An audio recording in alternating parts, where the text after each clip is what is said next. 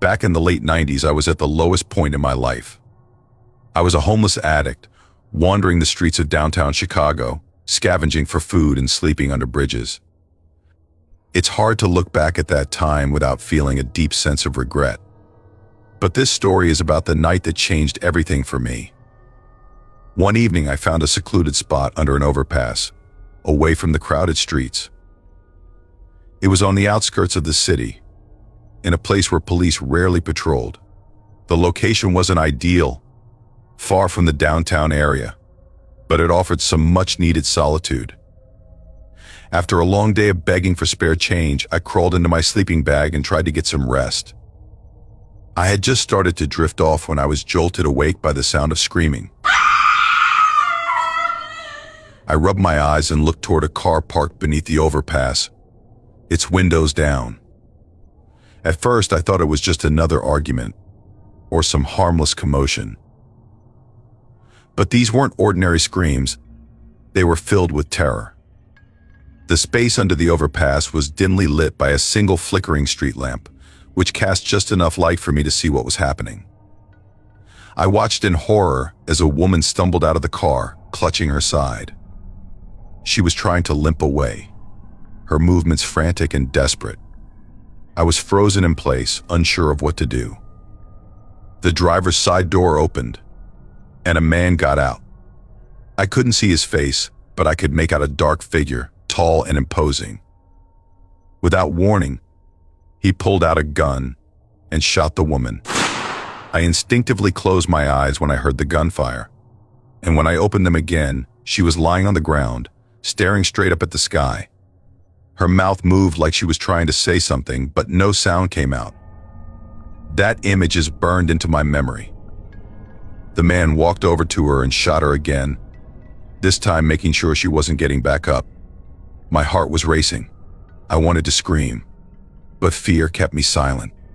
Just when I thought things couldn't get worse, headlights appeared from the other side of the overpass. A dark SUV pulled up, and 3 men wearing ski masks got out. One of them was holding a video camera. I realized then that this wasn't just a random killing, this was something far more sinister. They were filming it. The men exchanged a few words, and then 2 of them grabbed the woman's body and dragged her back toward the car. The shooter stood by, while the cameraman filmed everything. They tossed the woman's body into the trunk, and as disturbing as it sounds, they seemed unfazed by the blood.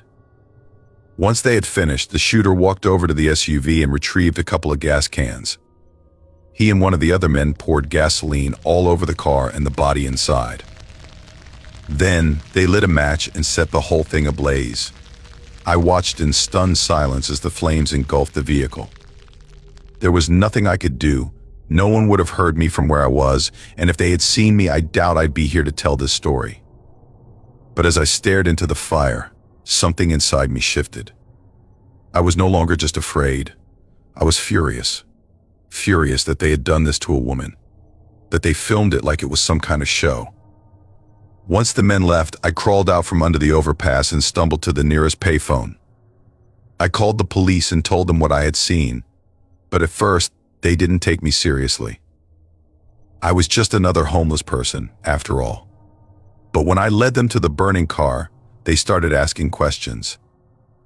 I spent hours being interrogated, and yes, they suspected me at first. It didn't help that I was a junkie with no alibi. But eventually they let me go. I later found out there had been similar murders in other cities, and the men responsible were being hunted by federal agents.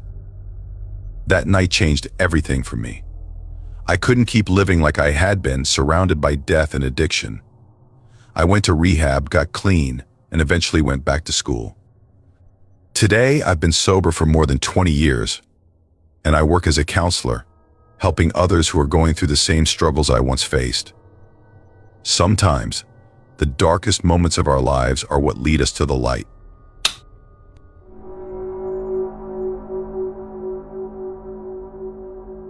I've done a lot of solo camping over the years, mostly in remote forests.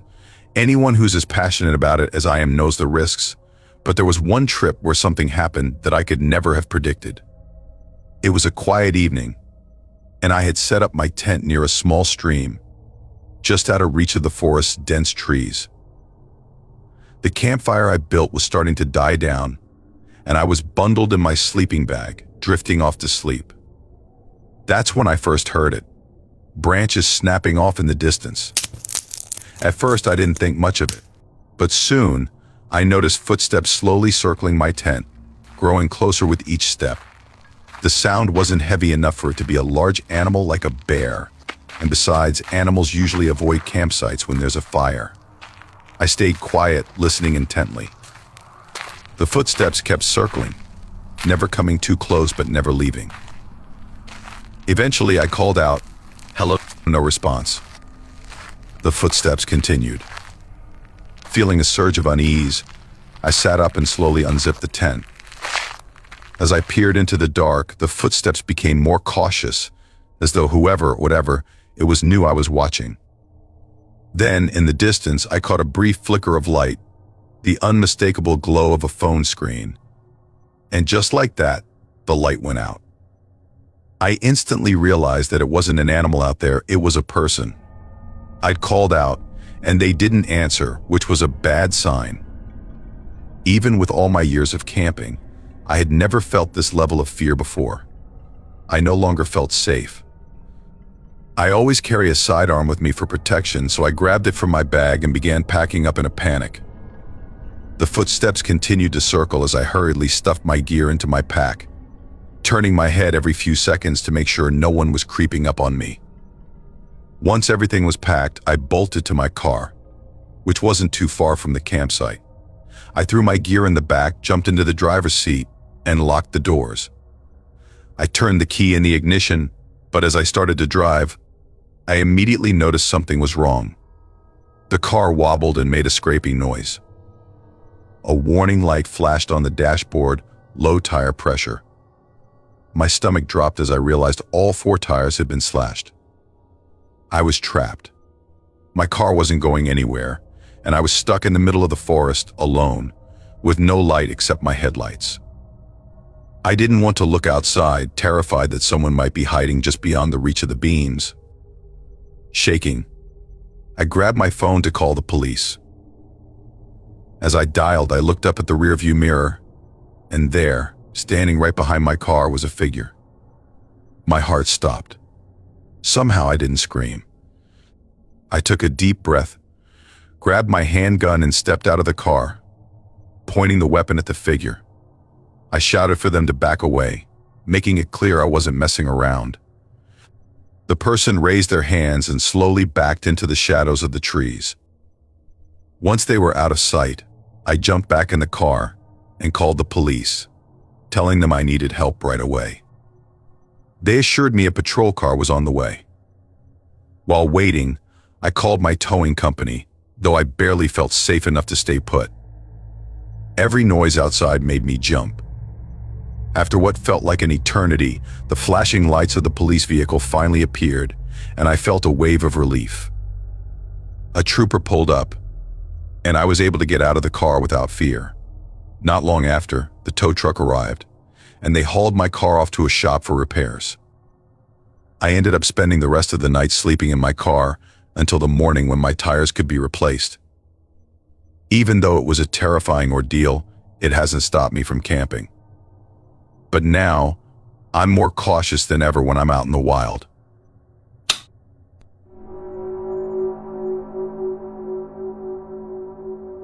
This happened back in the summer of 2015. I was 24 at the time and lived in a small, quiet town that wasn't really known for much excitement. Let's call it Maple Creek. I grew up there, went to the local community college, and even though we had some small-town problems, like a bit of a drug issue, it was generally a peaceful place to live. At that time, I worked at a local coffee shop. My fiancée and I had opposite work schedules. I was the morning person, so I'd be up at around 4 a.m. to open the shop by 5. Walking to my car in the early hours never bothered me since I'd spent my whole life in the countryside, where we owned several acres of land. Being outside in the dark was just part of my upbringing, and I never felt the need to be afraid. One early morning in July, I was heading out for my usual shift. I got into my car and pulled out of my apartment complex when something strange caught my eye. A man walking along the road, pulling a large duffel bag behind him. It was about 4:30 in the morning, and there was something unsettling about the whole situation. It's not often you see someone dragging luggage around at that hour. For a moment, I thought about stopping to offer help or calling someone, but there was a sense of unease that I couldn't shake. Remembering my parents' advice about not talking to strangers, I decided against it. As I continued to back out, the man changed direction and started walking toward my car. My stomach dropped, and without thinking twice, I drove off quickly. Glancing in my rearview mirror, I saw him just standing there, staring after me as I sped away. My gut told me something was very wrong. When I got to work, I called the local authorities, just to be on the safe side. I described the man and his behavior, and they told me they'd send a patrol car to check the area. Hours went by and I didn't hear anything more, so I followed up with another call. They hadn't found anyone. I shrugged it off, thinking maybe it was nothing. That evening, I told my fiancé about the encounter. He wasn't too concerned, assuming the guy was probably just walking back from the bus station or something. But there wasn't a station anywhere nearby. A couple of weeks passed, and I nearly forgot about the incident until I brought it up in conversation with one of my regular customers at the coffee shop. I mentioned the man with the duffel bag, and to my surprise, my customer's face went pale. He told me that just recently, some bodies had been discovered in duffel bags not too far from our town. A chill ran down my spine. Could it have been the same man? I'll never know for sure, but I'm glad I trusted my instincts that morning. Fast forward a few months, and another strange incident happened. It was a chilly October morning, and I was getting ready to leave for work, just like any other day. This time, I decided to park in the back lot for a closer walk to the apartment. The back door led to a narrow, tree-lined pathway, which wasn't as well lit as the front. As I stepped outside, I saw a large shadowy figure running toward me from the trees. Panic surged through me, and without hesitation, I slammed the door shut and bolted back inside. My heart was racing as I made it back to my apartment. My fiancé woke up immediately, concerned by my reaction. I quickly explained what had happened, and he checked the hallway and outside for any signs of the person, but there was no one there. He walked me to my car, making sure I was safe, and from then on I stuck to parking in the front, even if it meant walking a bit farther. I didn't take any more chances after that. I bought myself a small pepper spray canister, just in case. Now, years later, I haven't had another incident like those two, but they left a lasting impression on me. My advice: always trust your instincts. Even if you live in a quiet, safe town like I did, it's worth taking precautions. Stick to well-lit areas, carry something for self-defense, and be mindful of who's around you. It's better to be safe than sorry.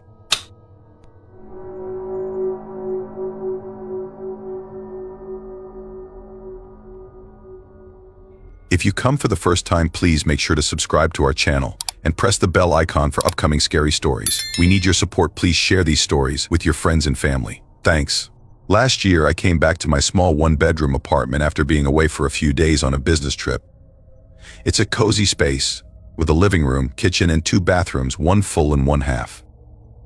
I usually love how simple and neat it is, but after this experience, it feels a little different. It was late when I got home, and I immediately started to unpack. I'd been in a rush before leaving, and one of my blankets had been left in a heap on the floor in the corner of my bedroom. I'd meant to put it in the laundry, but never got around to it.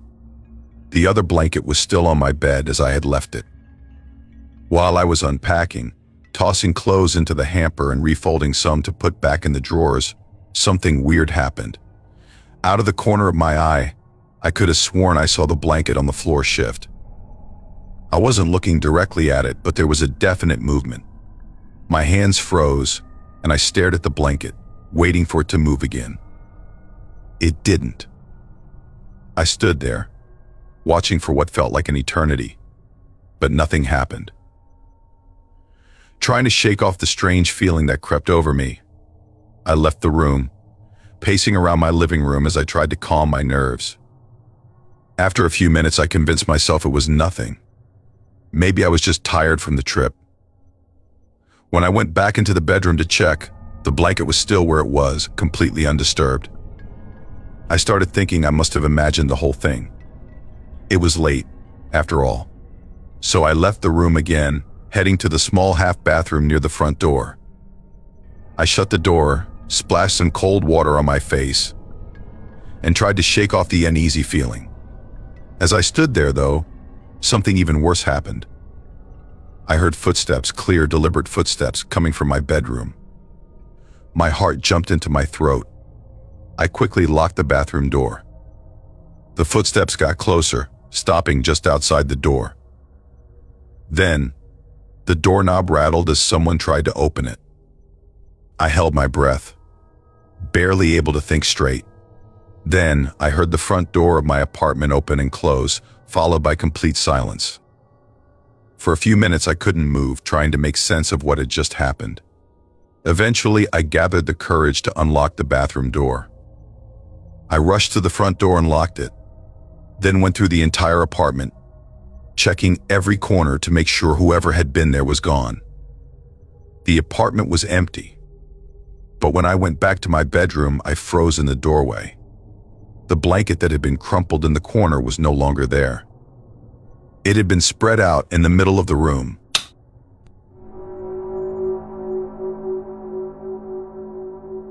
It all began on an overcast afternoon when I decided to explore a nearby nature reserve.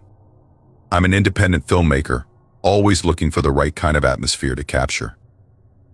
That day, I was focused on filming the quiet serenity of a forest just after a rainstorm.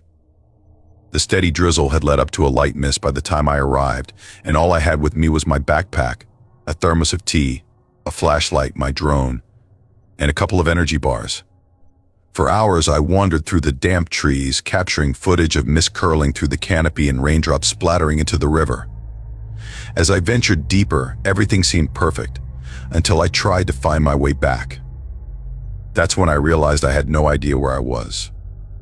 My car, parked at the edge of the forest, felt miles away. I kept walking in circles, trying to retrace my steps, but nothing looked familiar anymore. Panic set in. At first, it was just frustration. I cursed myself for not paying more attention, for leaving the map app unused, and for wandering too far. But soon, it wasn't just my frustration that kept me on edge. I began to notice sounds around me, nothing distinct at first, just odd rustling noises from different directions.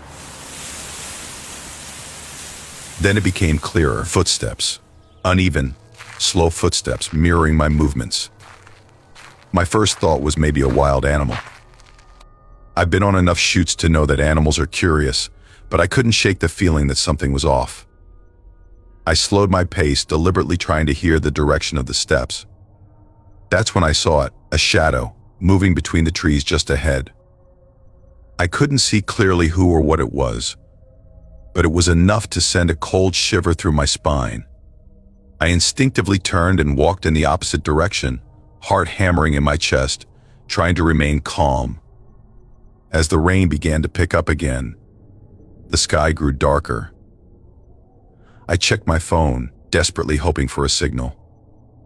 Nothing.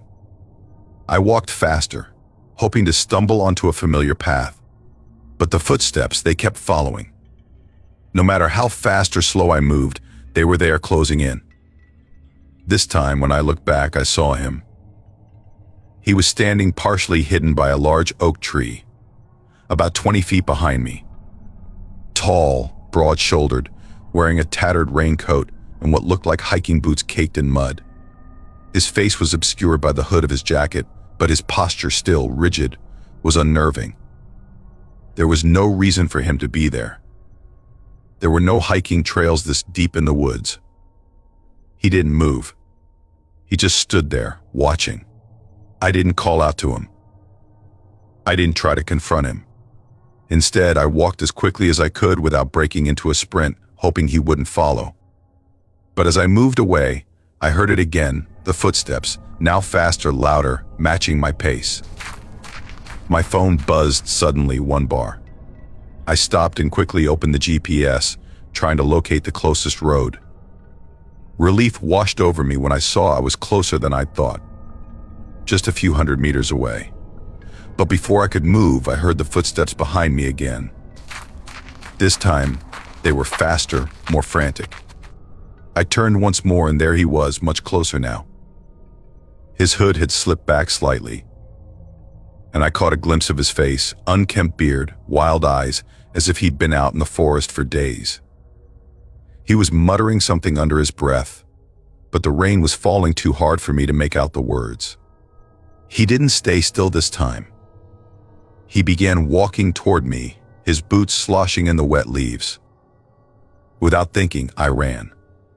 My legs screamed in protest, but I kept going, weaving between trees, pushing through the underbrush, until I finally burst out onto a narrow dirt road. I didn't stop running. I kept going until I saw headlights coming down the road. The car slowed and the driver, an older man, rolled down his window. "You okay?" he asked. Breathless, I nodded and quickly explained that I'd gotten lost. I didn't mention the man in the forest. I didn't want to sound paranoid. The driver offered me a lift and I accepted. As I climbed into the passenger seat and looked back at the darkening forest, I couldn't shake the feeling that I had been lucky. I never saw the man again, but that night haunted me for weeks. I replayed the events in my mind, wondering what might have happened if I had hesitated, if I hadn't run. Sometimes late at night I still think about him standing there just watching as the rain fell all around us.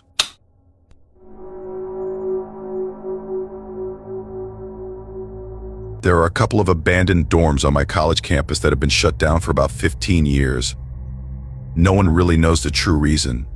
Some say it was because of structural damage, others whisper about a scandal that the school covered up. Either way, the buildings remain untouched, slowly decaying. The administration has boarded up the windows and locked the doors to keep students out, but of course that only fuels rumors that the place is haunted. As someone who considers themselves an urban explorer and isn't too worried about bending a few rules, I decided last week that I was going to break in and see what all the fuss was about. Cut to last night. I didn't really have a solid plan other than wearing black to blend into the shadows and making sure to avoid campus security, which had become tighter in recent months. With a little bit of ingenuity and a crowbar, I managed to pry open a boarded window on the first floor and crawl inside. The first thing that hit me was how eerily silent and dark the place was. My phone's flashlight was the only source of light, and it barely cut through the dust-heavy air. The dorm room I found myself in looked like it hadn't been touched since the day the building was abandoned. Old furniture, faded posters, and a lingering smell of mildew. I'd heard plenty of ghost stories about the place, but the one that really stuck with me was about the basement. According to campus legend, that's where the real horrors happened. Some students claimed they heard faint voices coming from the basement. Others swore they saw shadowy figures down there. Naturally, that's where I decided to head first. Descending the stairs to the basement felt like walking into a different world. The temperature dropped noticeably, and each step echoed ominously in the stairwell. At this point, I was starting to regret my decision, but there was no turning back. My phone battery was already running low, and the weak beam of light it provided was flickering, adding to my anxiety. At the bottom of the stairs was a door that looked like it hadn't been opened in years. I hesitated for a second, gathering my courage before slowly pushing it open. To my surprise, I was met with a normal, albeit decrepit room. It wasn't some haunted nightmare, just an old, forgotten space. The floor was sticky with grime, and the air was damp, but other than that, it was just a room. I scanned my flashlight across the room and spotted another door on the opposite wall. Probably a utility room, I thought, deciding I might as well check it out while I was there. I walked over, turned the handle, and pushed the door open. What I saw inside stopped me in my tracks. The floor of the room was covered in something red, thick, shiny, and pooling around a drain in the center of the floor, which appeared to be clogged with some sort of organic matter. My heart began to race as my mind tried to make sense of what I was seeing. Above me on the ceiling was a large black pentagram, smeared with what I could only assume was blood. There were strange symbols etched into the walls, and a foul smell hung heavy in the air. That's when I panicked. I turned and bolted up the stairs, my heart pounding so hard I thought it might burst out of my chest. I didn't stop running until I was back outside, through the broken window, and sprinting across campus toward my dorm. That night I lay in bed, staring at the ceiling, too terrified to sleep. Every noise in the building made me jump, and my mind kept replaying the image of that room over and over. Sometime after my roommate left for class in the morning, I must have drifted off into a restless sleep. When I woke up, I found something that made my blood run cold. A piece of paper had been slipped under my door. Written on it, in bright red ink, were the words, "Did you like what you saw?" I stared at the note, my mind racing. Someone had to be messing with me. There's no way they knew what I saw. But the timing, the message, it was too perfect. Whoever it was, they knew exactly how to get under my skin, and they did a damn good job of it. Even though I tried to convince myself that it was just some elaborate prank, I couldn't shake the feeling that someone or something had followed me out of that basement.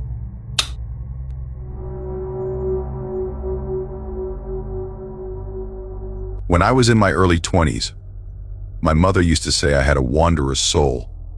And looking back, she was right.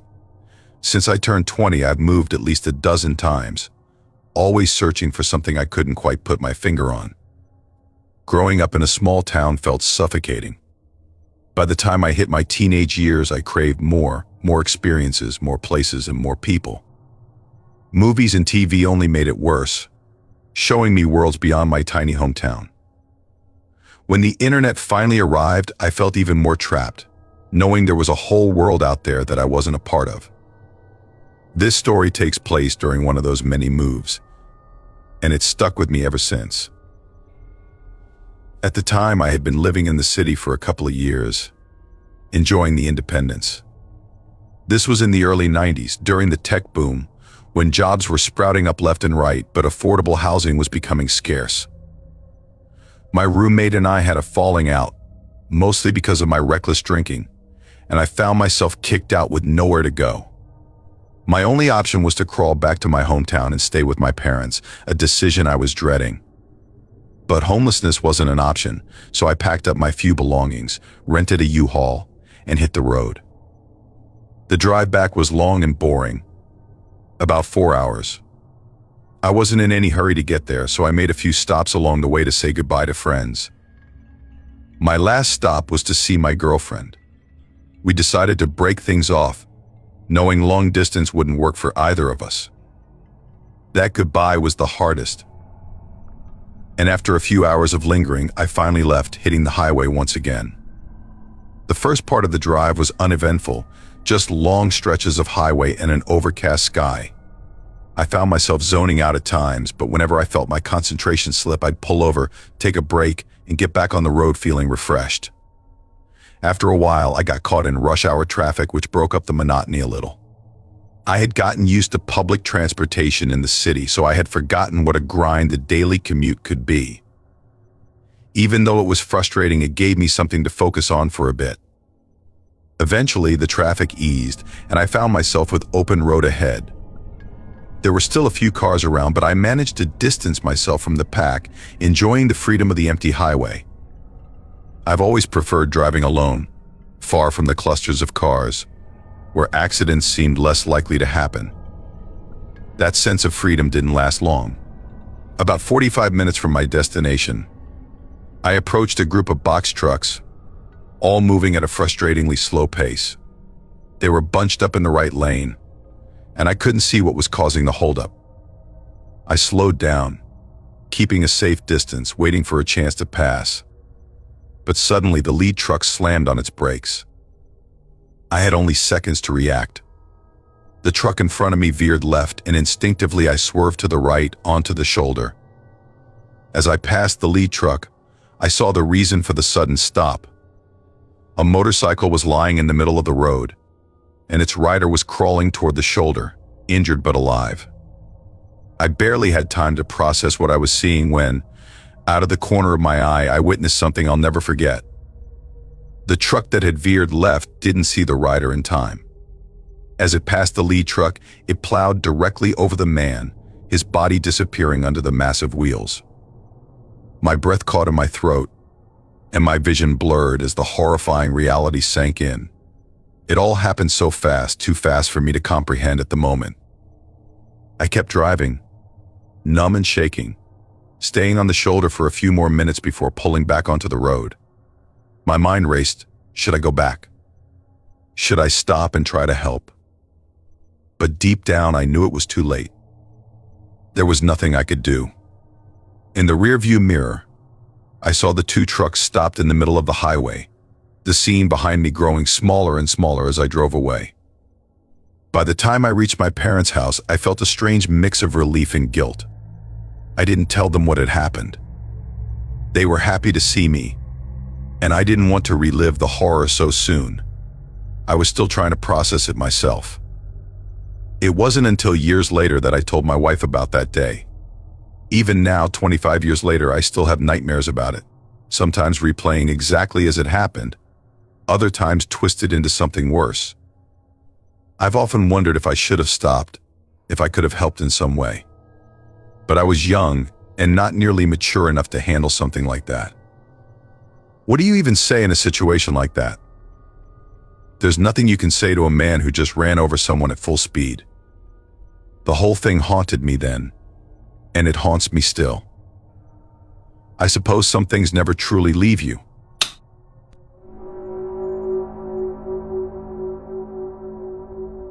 I had never felt more accomplished than when I was promoted to manager of the customer support team at the company where I had spent nearly a decade. We specialized in heating equipment, like pellet and wood stoves, as well as the fuel that powered them. After 8 long years of hard work, I finally found myself in a leadership position, albeit because the previous manager had retired. Still, I was thrilled. The sense of stability that came with the promotion was something I had craved for a while. Plus, I genuinely liked my team. We were a small group, 6 employees, including myself, and everyone generally pulled their weight. The only challenge I dreaded was firing someone. It's the one part of management I wasn't eager to face, but unfortunately it became inevitable. One of the team members, Greg, had been slipping for months, coming in late almost every day, missing deadlines, and showing no motivation to improve. After several warnings from higher management, I had no choice but to let him go. I called him into my office, trying to be as gentle as possible, but when Greg realized he was being fired, he became furious. His voice raised, and he accused me of being unfair. I explained that it wasn't personal, and that I had given him multiple chances. He eventually calmed down, took the termination letter, and stormed out of the office, his anger still palpable. That night, the guilt of firing someone weighed heavily on me. I replayed the conversation in my head, second-guessing whether there was anything more I could have done to help Greg. But deep down, I knew it had to be done. I figured that was the last time I'd have to think about it, at least for a while. I couldn't have been more wrong. The next day started normally enough. Everyone came in on time, and we breezed through the workday. Since it was a Friday, I decided to let the team leave an hour early as a small reward for their hard work. I volunteered to close up the office on my own. It seemed like a quiet ending to a productive week. After everyone had left, I settled back at my desk to finish some paperwork. That's when I heard the door to the office creak open. At first, I assumed one of my colleagues had forgotten something. But when I looked up, my blood ran cold. Greg, the employee I had fired the day before, stood in the doorway, his face flushed with anger, a gun gripped tightly in his hand. I instinctively froze, sinking back into my chair as he stepped closer. The smell of alcohol clung to him, and his eyes were wild. He scanned the room, making sure no one else was around. My heart pounded in my chest, and I felt paralyzed with fear. When his back was turned, I briefly considered making a run for the door, but I quickly realized how foolish that would be. The only way out was right past him. Greg turned back to me, his gun pointed directly at my chest. "You ruined my life," he growled, his voice thick with rage. I tried to stay calm, apologizing repeatedly and telling him I had no other choice, but he wasn't hearing it. "You don't know sorry," he kept saying, his voice shaking with emotion. Every second felt like an eternity. I couldn't tell whether he was about to pull the trigger or just yell some more. Either way, I was terrified. Unbeknownst to me, one of the building's security guards had spotted Greg entering the office and had followed him. The guard saw the gun and immediately called the police, choosing not to intervene directly. Meanwhile, I was doing everything I could to keep Greg talking, praying that something or someone would stop this before it escalated. I don't know how long it was before the police arrived, but it felt like forever. Suddenly, 2 officers appeared at the door, their guns drawn. Greg was so focused on me that he didn't notice them at first. When he finally did, his face twisted in shock and fear. I dropped to the floor behind my desk, trying to shield myself just in case things got ugly. Thankfully, the officers managed to subdue Greg without any shots being fired. They disarmed him, placed him in handcuffs, and led him out of the office. Once it was over, I felt a wave of relief, but I also realized how close I had come to a tragedy. Greg was charged with multiple offenses, and I later found out he had been struggling with more than just the loss of his job. He had been dealing with personal issues that had spiraled out of control. Still, it didn't excuse what had happened. Since that day, our company has implemented stricter security measures, and I've never stayed late to close the office alone again. My team and I moved forward, but the memory of that night still lingers. I learned a hard lesson about the weight of responsibility that comes with leadership. No one tells you how dangerous it can sometimes be. But above all, I'm grateful that no one was hurt, and I never take that for granted. That's it for today, guys. Hope you liked it. Check out these other videos for more spooky content. See you tomorrow, and don't forget to subscribe.